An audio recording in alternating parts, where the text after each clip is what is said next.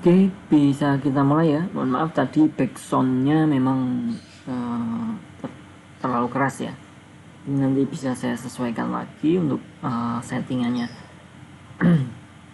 Jadi untuk pertama tadi mohon maaf ya, ada sedikit gangguan teknis. Jadi kita agak molor waktunya untuk mulai perkuliahan hari ini. Kemudian jangan lupa ya untuk teman-teman semua melakukan pengabsenan di siakat masing-masing. Kemudian untuk materi sudah saya share di Classroom. Silahkan kalau yang mau ngambil materi bisa sekarang ya, sudah saya upload di Classroom.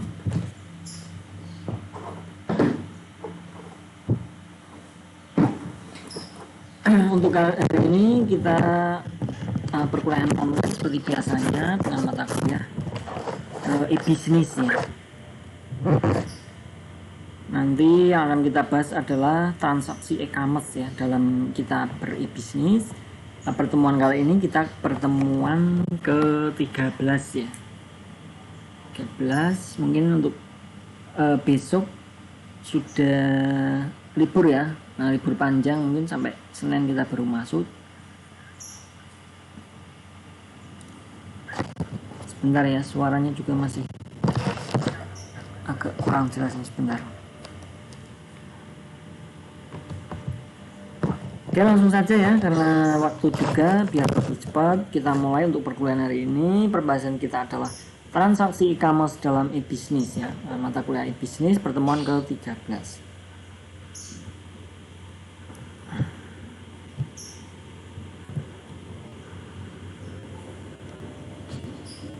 Jadi kita nanti akan mengetahui beberapa tipe transaksi dari e-commerce ya, e-commerce yang kita bahas sejak awal yaitu e-business ya tentunya.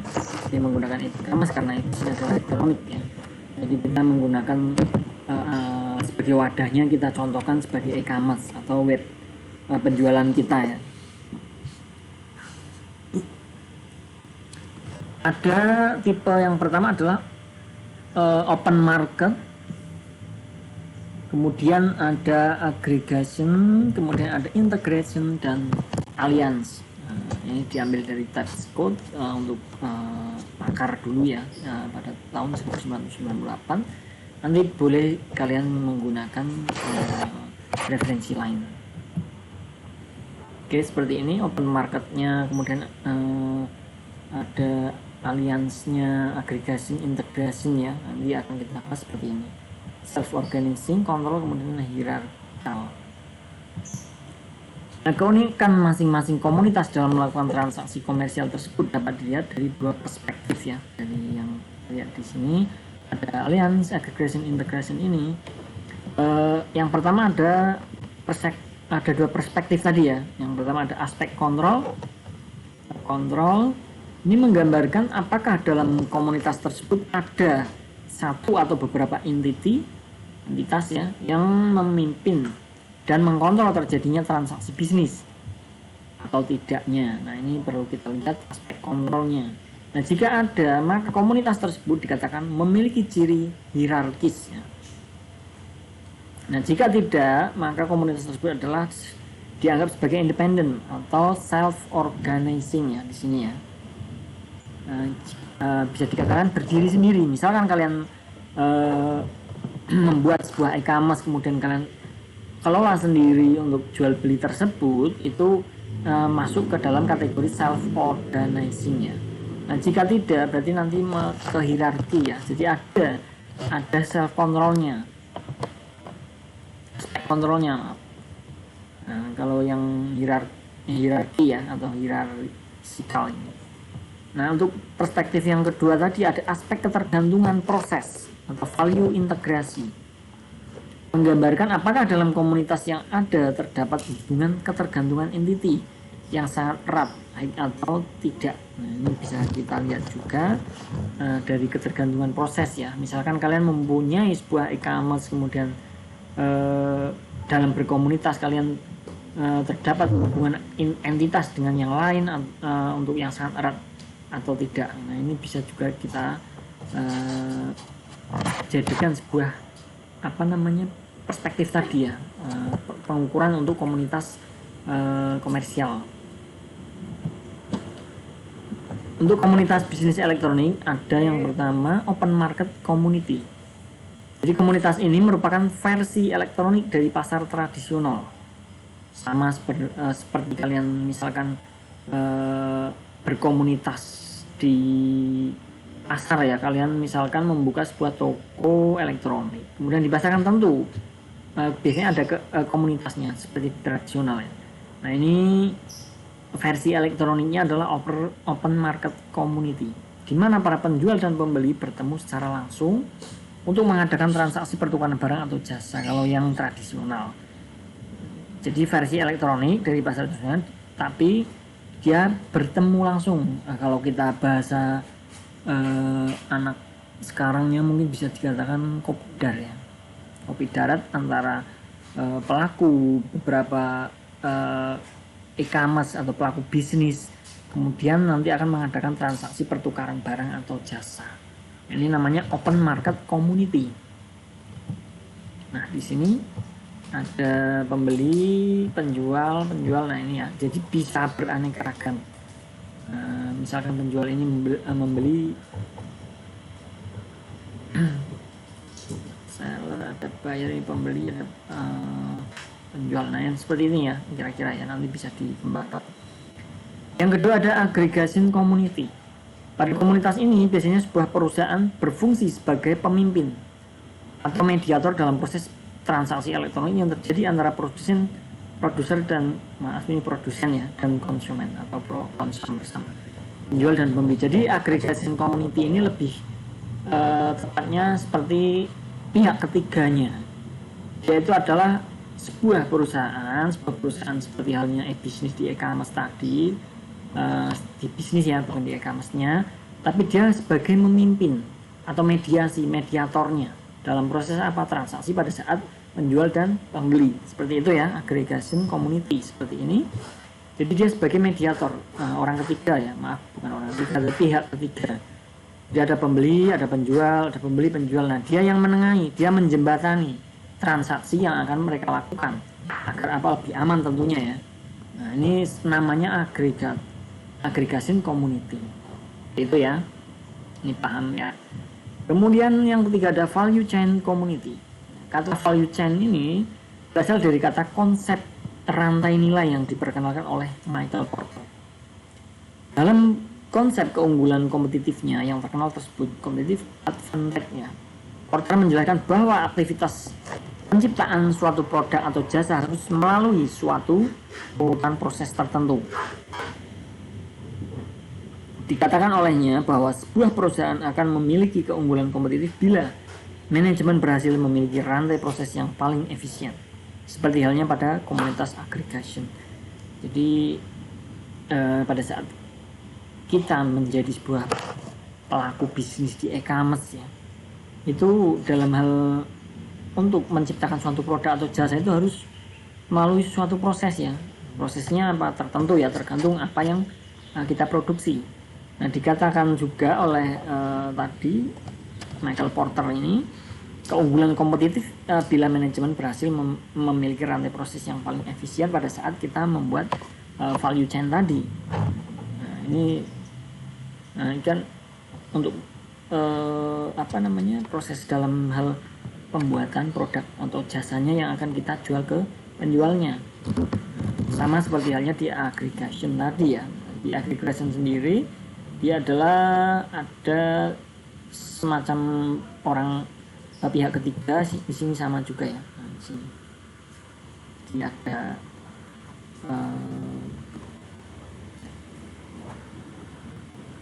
mengenai keunggulan, kalau lebih tepatnya di value chain-nya adalah keunggulan kompetitifnya ya. Nah, ini integratornya di value chain ini, jadi antara penjual dan pembeli ada seperti halnya tadi aggregation-nya, dia ada pihak ketiganya. Nah, ini agar termanajemen dalam hal mengenai transaksi tentunya ya, karena transaksi kalau kita langsung ke pihak B2C kemarin ya, ada B2C yang sudah saya pernah singgung, itu juga mungkin akan ada sedikit kekhawatiran. Nah dengan adanya kita menggunakan aggregation ataupun value chain ini, kita akan ada jembatannya, lebih tenang misal. Contohnya seperti itu ya, untuk transaksi bisnis dalam e-commerce.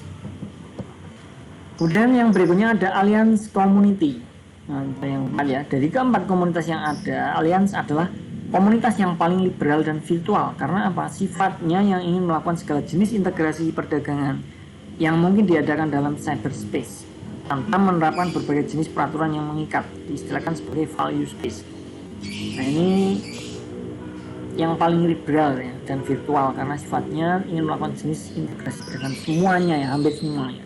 Jadi dia lebih jangkauannya lebih luas untuk hal mengenai komunitas dalam hal ini.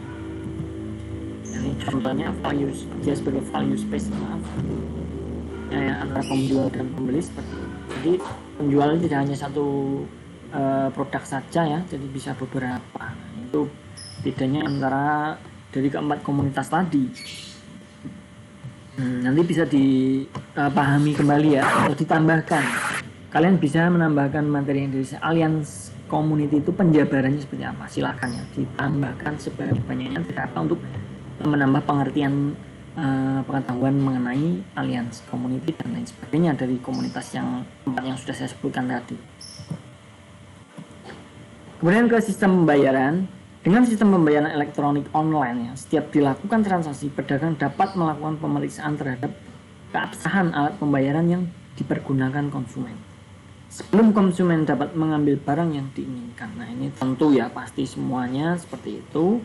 Nah, pada saat kita menggunakan pembayaran, misalkan kita menggunakan transfer, kemudian kartu kredit, debit dan lain sebagainya, money chain ya, kemarin yang sudah saya jelaskan di pertemuan sebelumnya, itu pasti akan akan melihat, memeriksa keabsahannya dari pembayaran tersebut. Barulah si penjual akan mengirim barang ke pembelinya setelah mendapatkan keabsahan daripada pembayaran yang dilakukan oleh pembeli, seperti itu ya. Dan ada juga sistem pembayaran elektronik offline. Tadi kan untuk online ya, kita harus melihat, meneliti keabsahan daripada pembayaran tersebut, resi dan lain sebagainya, kemudian mengecek misalkan mengecek untuk pembayarannya tadi ya. Nah, itu untuk yang online. Nah, kemudian yang offline bagaimana? Konsumen dan pedagang dapat melakukan transaksi tanpa perlu ada pihak ketiga. Nah, ini beda ya. Dia langsung seperti halnya yang seperti saya terangkan dulu, ada B2C. Jadi antara konsumen dan pedagang dapat melakukan, bisa saja C2C juga ya, karena ini konsumen dan antara pembeli dan penjualnya itu bisa saja itu adalah C2C ataupun B2C. Dapat melakukan transaksi tanpa perlu ada pihak ketiga untuk melakukan proses autentikasi dan otorisasi saat berlangsungnya transaksi. Contohnya bagaimana?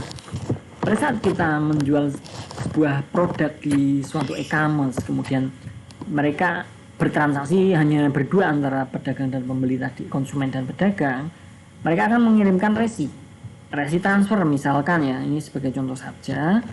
Kemudian si pedagang akan melihat apakah resinya benar. Nah, kemudian akan mengecek apakah sudah masuk ke dalam rekeningnya. Kalau sudah masuk atas nama siapa dan berapa, barulah transaksi akan terjadi. Kemudian si penjual atau pedagang tadi akan mengirim barang ke konsumen. Nah, ini sistem pembayaran ada online dan offline. Jadi offline di sini yang dimaksud itu bukan langsung kita tatap muka, karena kita bicara dalam hal ini adalah e-business, e-commerce ya.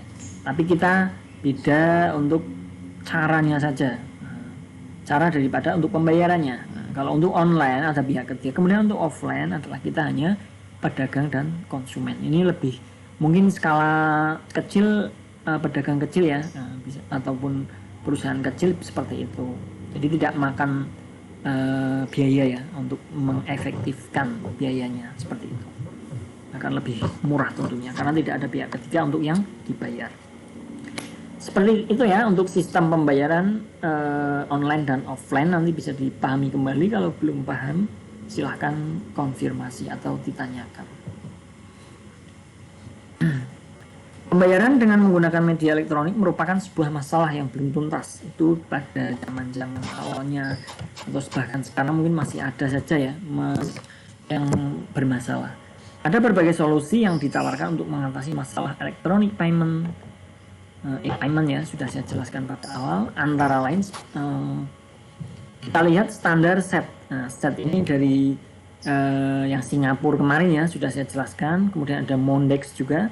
Seperti apa nanti bisa dipelajari kembali. Kemudian yang berikutnya ada electronic money, e-cash, digicash, cybercash, IKP. Seperti halnya misalkan mungkin di antara teman-teman ada ya yang menggunakan e-cash ya atau electronic money dan sebagainya.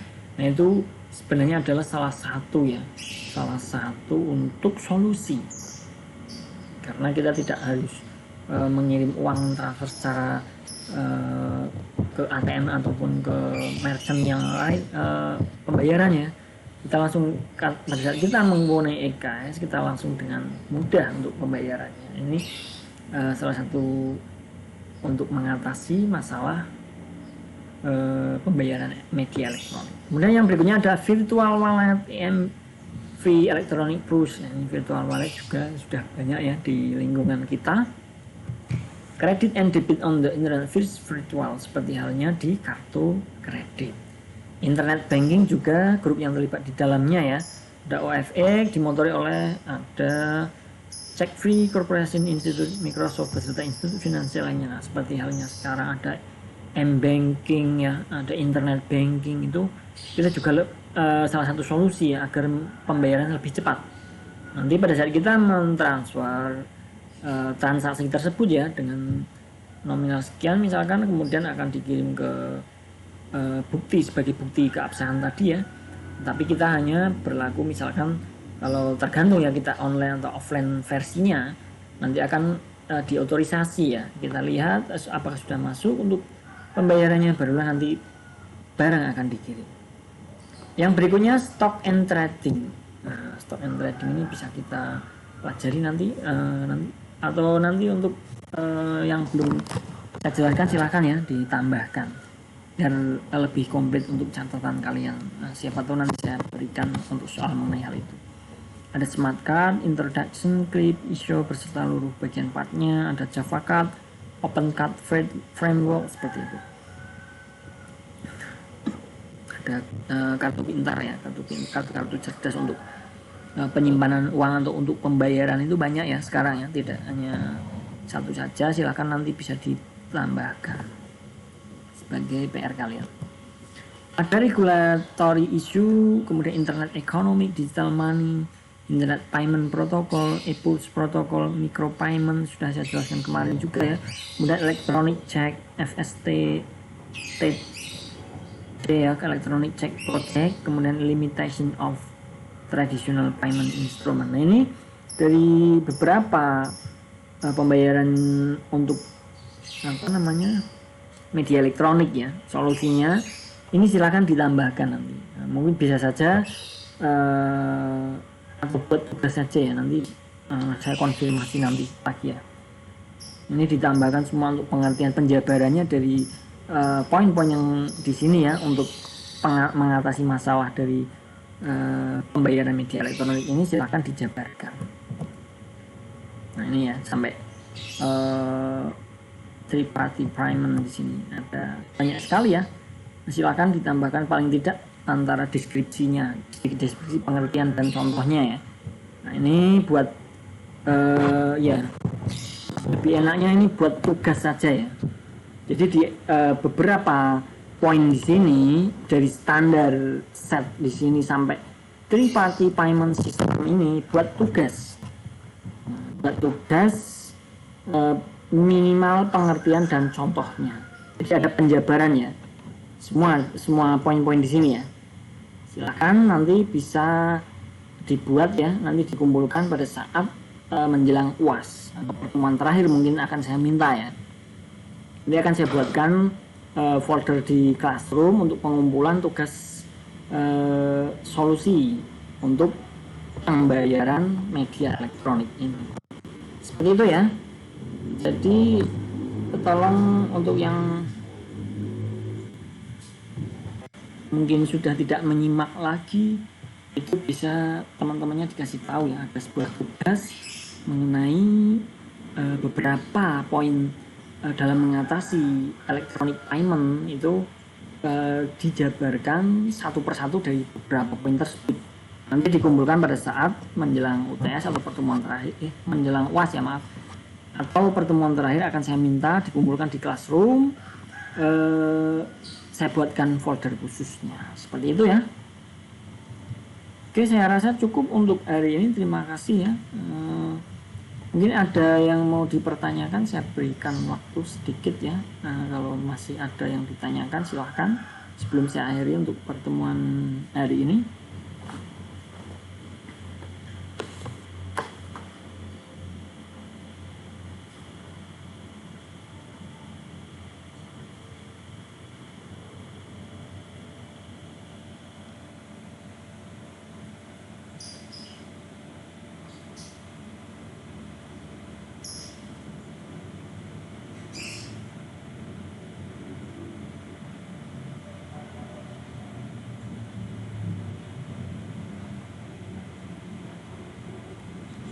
Oke, mungkin cukup ya. Kalau belum ada yang ditanyakan, saya akhiri.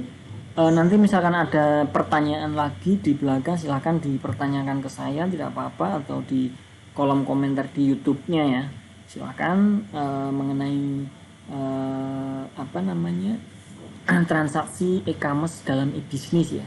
Dan juga untuk mengenai tugas, silahkan diingat-ingat ya, bagi yang misalkan tidak menyimak, silahkan disimak ya. Apa tugasnya sudah saya jelaskan detail ya. Nanti dikumpulkan pada saat pertemuan akhir ya. Oke, saya lihat dulu apakah ada yang tanya.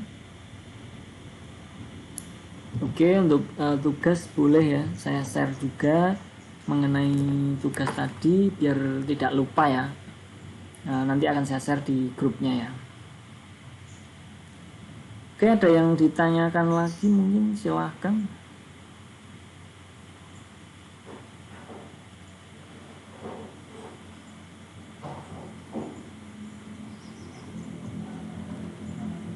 Oke, cukup mungkin ya, karena tidak ada yang bertanya lagi, saya akhiri untuk pertemuan hari ini. Terima kasih untuk teman-teman semua yang sudah hadir dalam perkuliahan hari ini ya, mengenai mata kuliah e-bisnis, dan yang kita bahas adalah transaksi e-commerce dalam e-bisnis ya. Nah, semoga apa yang saya sampaikan bisa dimengerti ya, bisa dipahami, nanti bisa dikembangkan untuk materi yang dari saya juga. Silahkan untuk bisa diimplementasikan bagi kalian yang ingin ber-e-bisnis juga misalnya ya. Terima kasih semuanya, saya akhiri. Wassalamualaikum warahmatullahi wabarakatuh. Salam sejahtera untuk kita semua. Selamat beraktivitas kembali. Terima kasih.